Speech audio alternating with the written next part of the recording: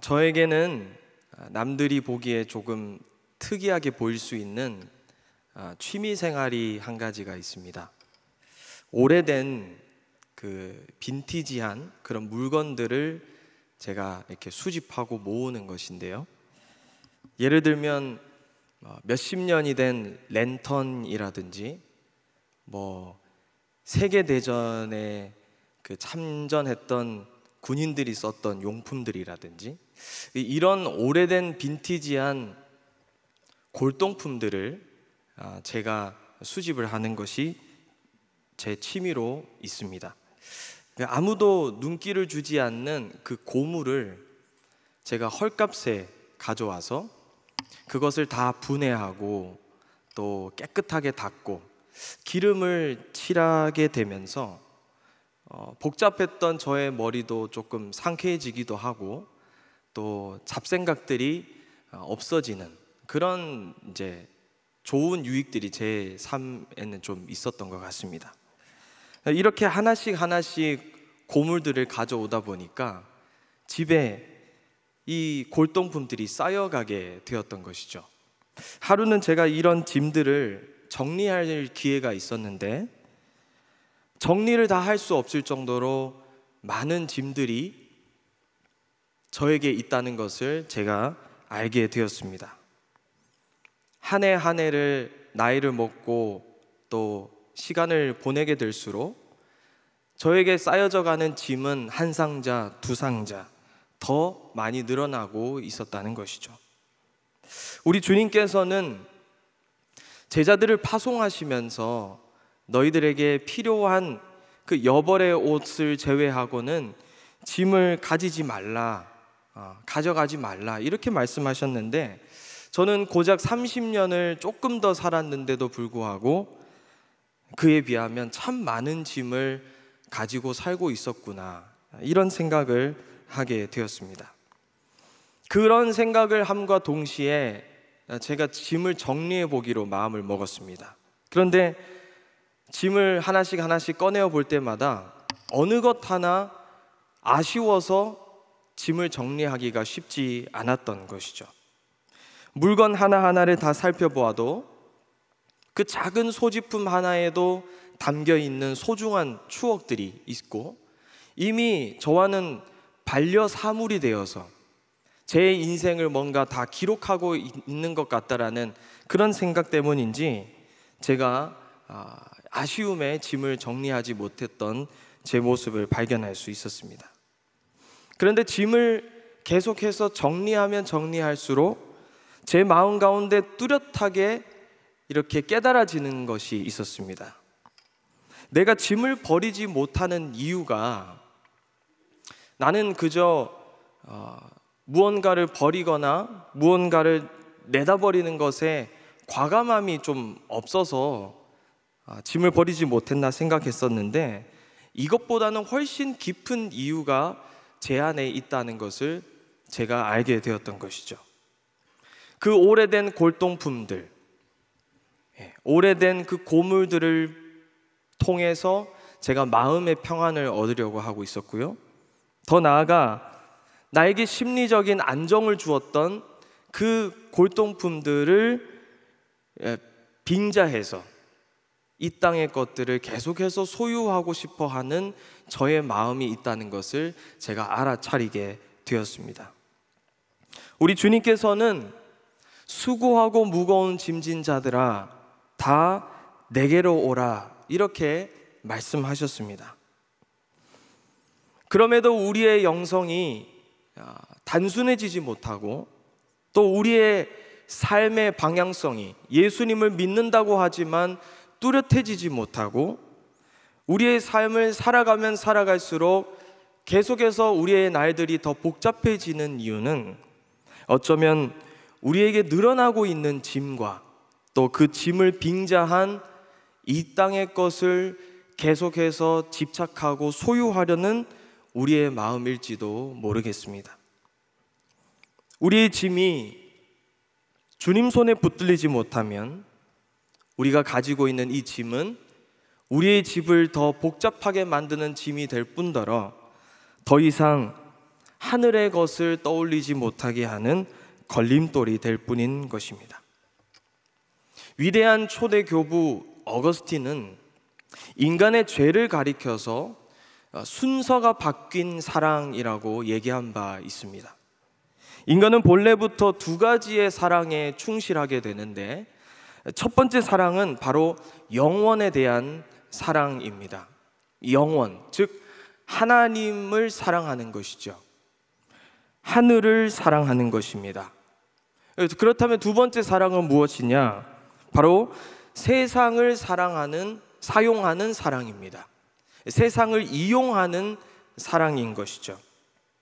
인간의 목적이 무엇이냐? 그것은 영원한 것을 바라보고 영원한 것을 소유하고 또 영원한 것으로 즐거워하는 것입니다. 그렇다면 인간이 살아가는 이 세상은 무엇이냐? 철저하게 우리가 이용하는 수단인 것이죠. 하늘에 있는 것을 떠올리기 위해 이용해야 하는 수단이 바로 이 세상이라는 것입니다. 예를 들어 저와 여러분들이 길가를 지나가다가 이쁜 꽃을 발견했습니다. 그러면 우리는 그 꽃을 보고 경의를 느끼죠. 우와, 너무 아름답다, 감탄하죠. 그런데 우리의 영성이 바로 세워져 있게 되면 그 꽃을 보고 감탄함과 동시에 그 아름다움 너머에 있는 영원의 아름다움을 우리는 바로 떠올릴 수 있어야 합니다. 즉 하늘의 아름다움을 연상하게 되는 것이죠. 그러나 많은 경우에 우리는 이 목적과 수단이 뒤바뀌어서 오히려 수단을 삼아서 이용해야 하는 이 세상에 있는 것들을 사랑하고 오히려 하나님을 이용하는 경우가 더 많이 있습니다. 영원한 아름다움이라는 것이 있다는 것 자체를 모르는 현대인들과 다를 바 없이 세상의 아름다움에 취해버린 우리의 모습, 주객이 전도된 신앙인들의 모습이 우리 주변에는 많이 있는 것이죠. 세상을 목적 삼아 살아가면 바로 그것이 죄입니다. 바꿔 말하면 내가 세상을 제대로 이용하지 못하고 있는 이유, 이 땅에서 살아가지만 수많은 인생의 문제로 골머리를 앓고 있는 이유는 바로 인간의 본래 목적인 영원을 향유하는 사랑이 병들어 있기 때문이라는 것이죠. 우리의 본래의 목적대로 하늘을 사모하고 하늘을 그리워하고 영원을 향유하는 사랑을 우리가 회복할 때 우리에게 주어지는 또 다른 사랑, 남편과 아내와의 사랑, 자녀와의 사랑, 내가 하고 있는 그 일을 사랑하는 것들, 내 인생을 계속해서 긍정하고 끌어안을 수 있는 그런 사랑이 가능하게 된다는 것입니다. 올해 저희들은 교회력으로 한 달 전쯤에 부활절을 함께 보냈습니다. 그리고 부활절 이후에 기쁨의 50일 그런 이제 절기를 보내고 있는데요.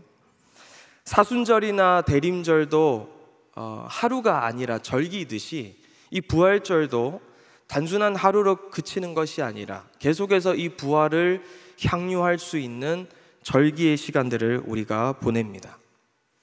우리 성도님들은 이 절기의 기간을 어떤 마음으로 지금 보내고 계신가요? 절기라는 것이 의례 매년 그냥 우리에게 찾아오는 행사와 같다, 이렇게 생각하시는 분들도 계실 것이고, 또 이 절기 앞에서 크게 감흥이 없는 분들도 아마 계실 거라 생각합니다. 또 어떤 분들은 실제로 저에게 그렇게 말씀해 주셨는데, 절기는 상징에 불과한 것 아닌가요? 이렇게 말씀하셨던 분들이 계셨어요. 이렇게 또 절기를 생각하시는 분들도 계실 것입니다. 그저 교회력으로 우리에게 찾아오는 것이니까 우리가 지키는 것이지, 이 주님의 부활의 사건이 성도의 삶에 어떤 유익을 가져다 주는지, 또 그 주님의 부활이 지금 우리가 살아가고 있는 이 시간에 어떠한 효력을 주는지 알지 못한 채 신앙생활하고 있는 분들이 굉장히 많이 있다는 것을 알게 되옵니다. 이것은 다른 말로 예수님의 부활을 믿는 성도가 장차 죽음 이후에 맞이하게 되는 영광스러운 모습보다, 즉 부활의 삶보다 더 마음이 가는 것이 생겼다는 것입니다. 세상이라는 것은 우리가 철저하게 수단을 삼아서 하늘을 소망하고 떠올려야 하는 것이라고 말했는데, 그러나 우리는 그 세상에 어느 순간부터 나의 모든 관심과 마음이 가 있지는 않은지 우리는 오늘 이 예배 가운데 함께 좀 생각해 보기를 원합니다. 이런 우리에게 오늘 본문 말씀은 부활과 영혼을 대하는 기독교 신앙인들의 마음가짐을 조금 다른 각도에서 보게 될 것을 권면하고 있습니다. 오늘 우리에게 주신 16절 말씀을 우리 같이 한번 한 목소리로 읽어보겠습니다. 시작. 그러므로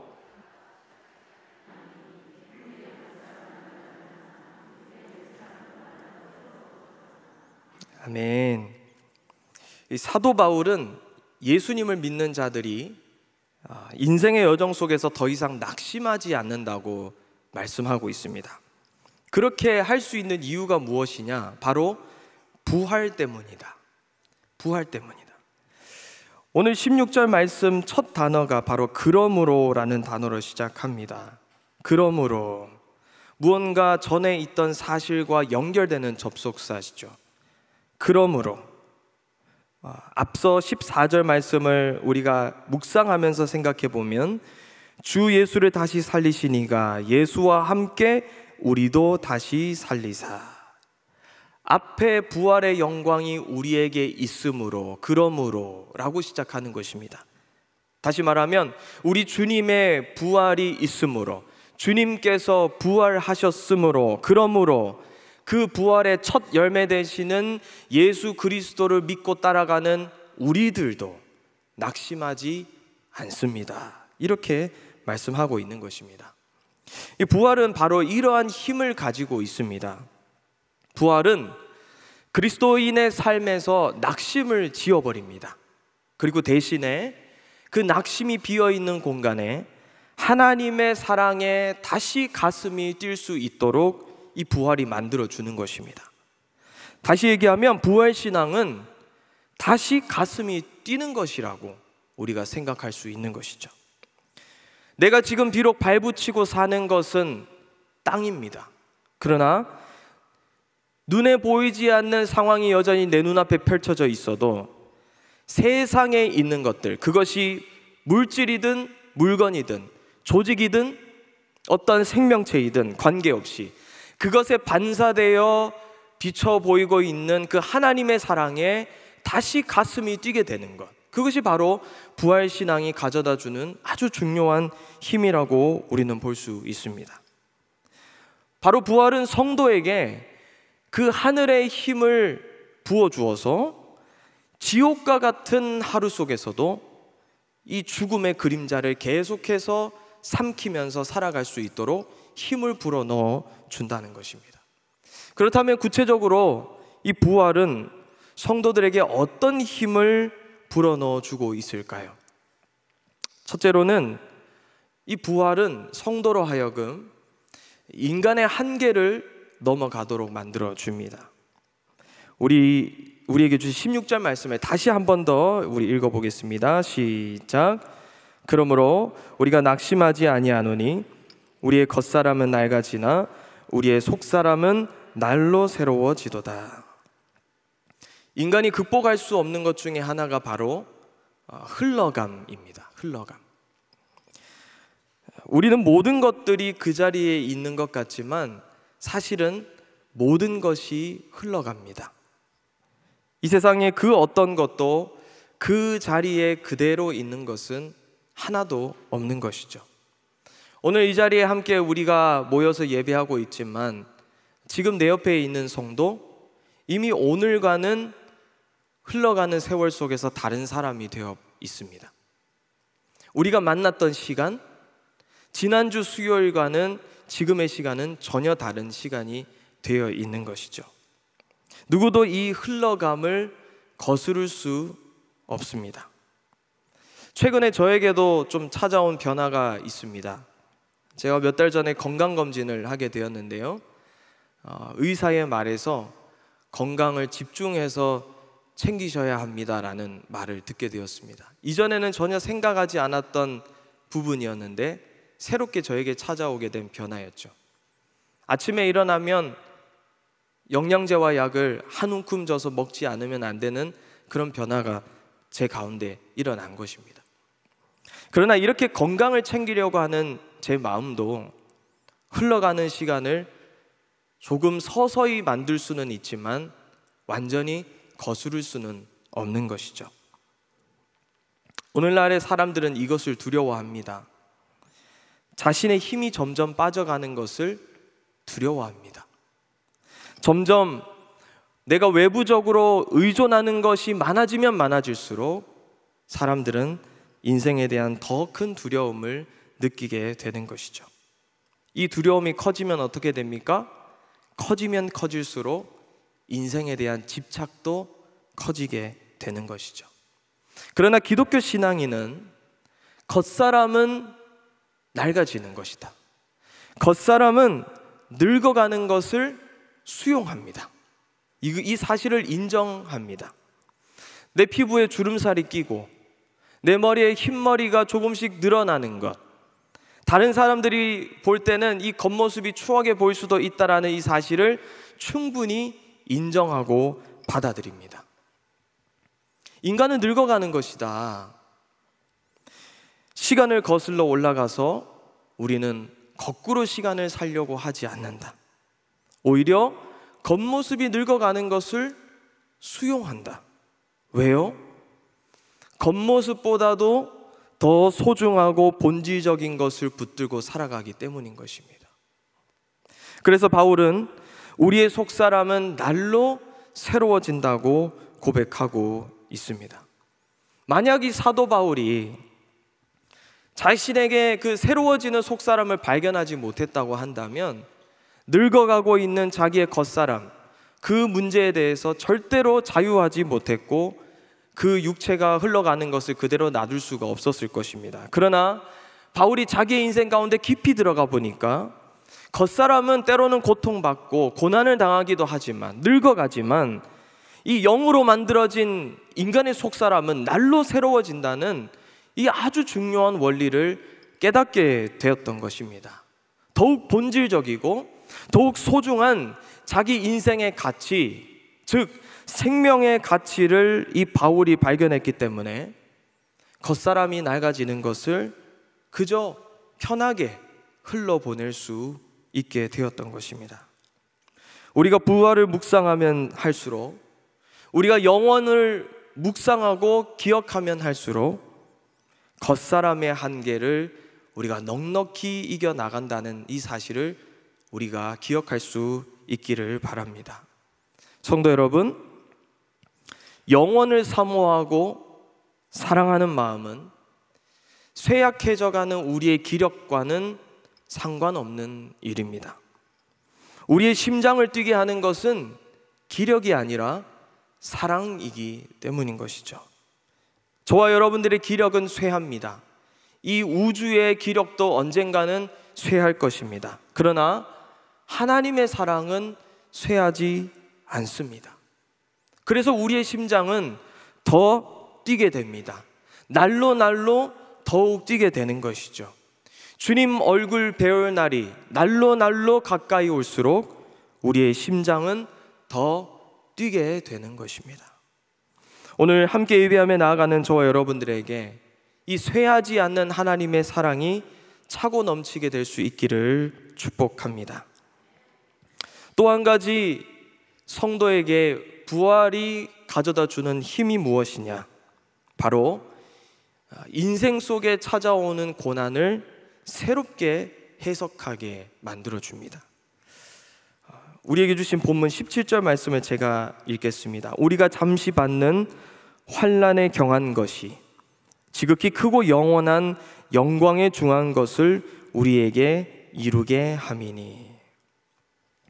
부활 신앙이 성도의 삶을 윤택하게 하는 것 중에 하나가 바로 인생에 찾아오는 고통은 결국 천국에 들어갈 준비를 하는 준비의 시기가 된다는 것을 알게 하는 것입니다. 우리가 잠깐 받는 환난, 육체의 경한 것, 육체의 가벼운 것이 하나님의 영광에 들어가는 그 준비를 완성케 해주는 것이다. 이렇게 사도 바울이 지금 말씀하고 있습니다. 여러분 생각해 보십시오. 하나님께서 왜 우리에게 고통을 허락하실까요? 왜 우리 인생에 질병을 허락하실까요?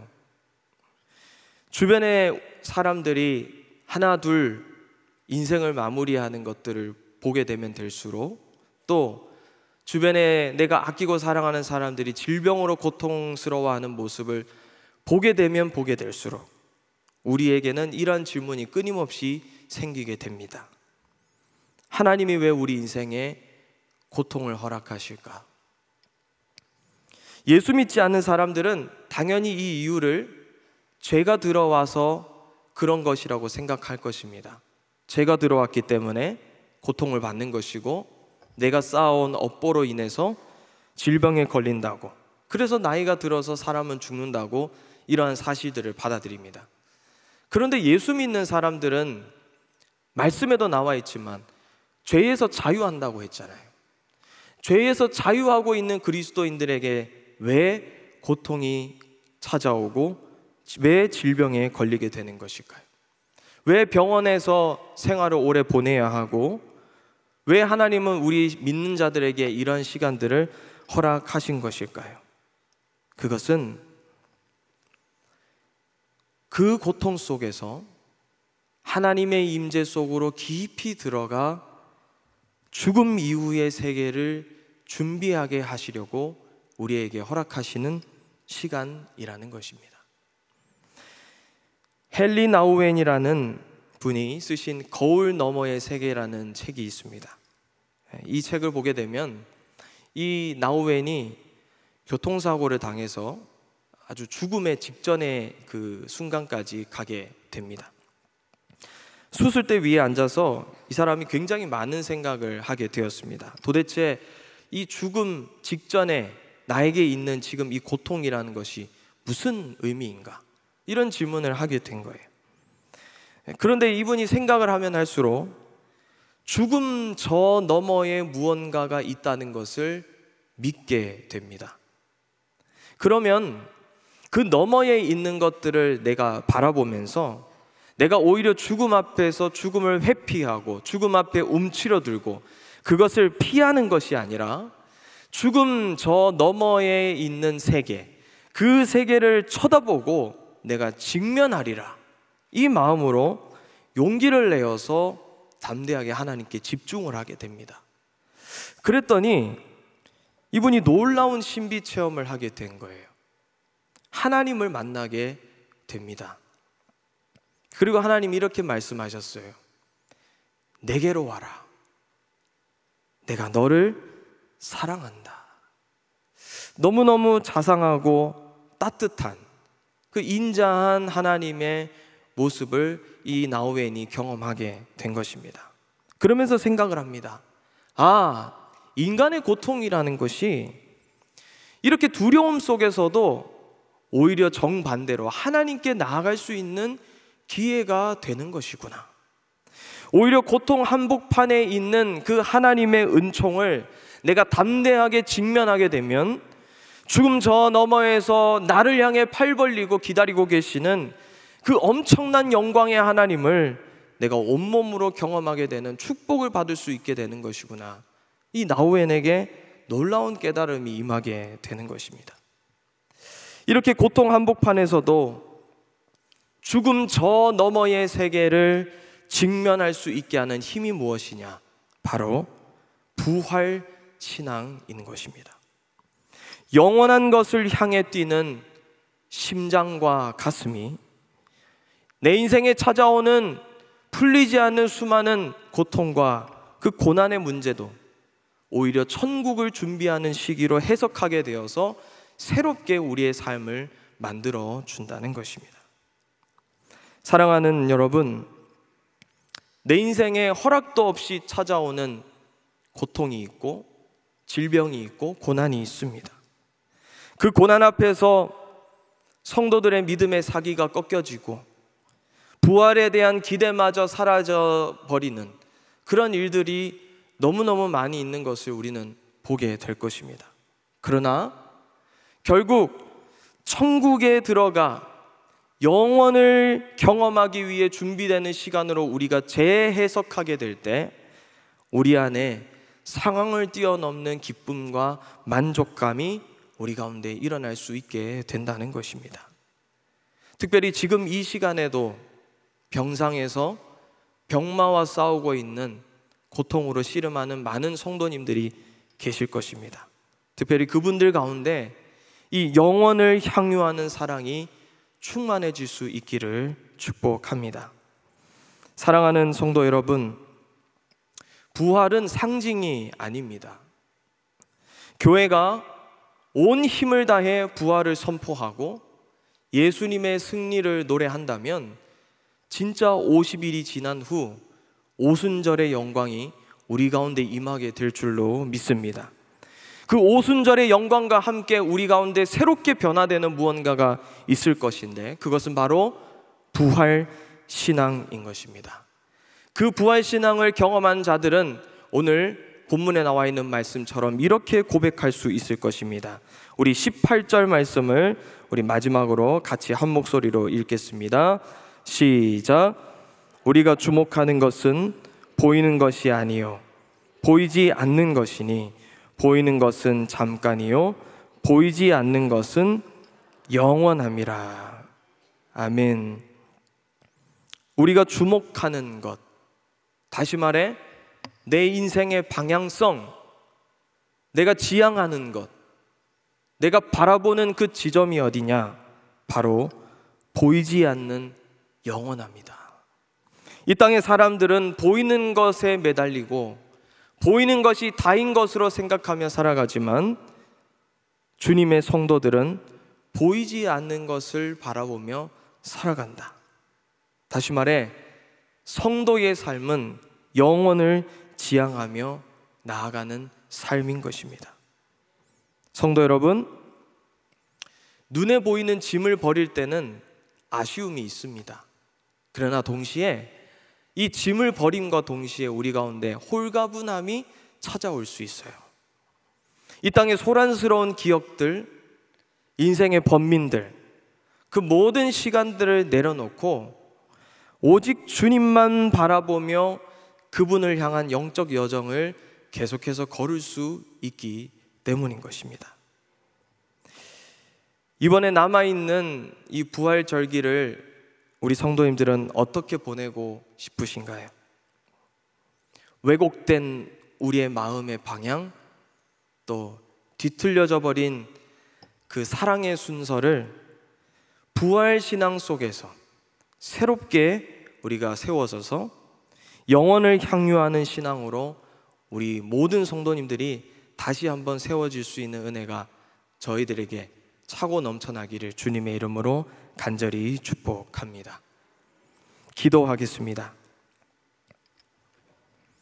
하나님 아버지, 우리의 인생의 본래의 목적은 주님께서 빚어주신 대로 주님을 가장 많이 사랑하고 그 주님의 영원한 세계를 고대하며 바라보는 것이라고 믿습니다. 그러나 저희들 어느 순간부터인지 철저하게 수단을 삼아 주님의 영광을 떠올리는 데 사용해야 할 이 세상을 우리가 더 사랑해버리고 마치 이 땅이 영원할 것처럼 여기며 살아왔음을 이 시간 고백합니다. 뒤틀려져 있는 우리의 마음의 방향을 다시 세우기를 원합니다. 우리의 목적과 수단을 다시 재정리하기를 원합니다. 이 시간 성령께서 우리에게 임하여 주셔서 우리에게 잊혀졌던 부활신앙을 다시 허락해 주시고 영원을 향해 우리의 가슴과 심장이 뛰게 되는 은혜를 우리에게 허락하여 주옵소서. 뜨거운 부활신앙 아래에서 겉사람은 내려놓고 속사람은 날로 날로 새로워지는 은혜를 더하시고, 흘러가는 인생 속에서 허무함을 발견하기보다 그보다 더 소중하고 본질적인 생명의 가치를 경험하는 우리 모두가 되게 하여 주옵소서. 인생에 찾아오는 수많은 고통과 질병들도 주님께서 계시는 그 천국의 영광을 더 사모하는 수단이 되어서 주님을 향한 마음과 사랑이 더욱 불일 듯 일어나도록 인도하여 주옵소서. 예수님의 이름으로 기도드립니다. 아멘.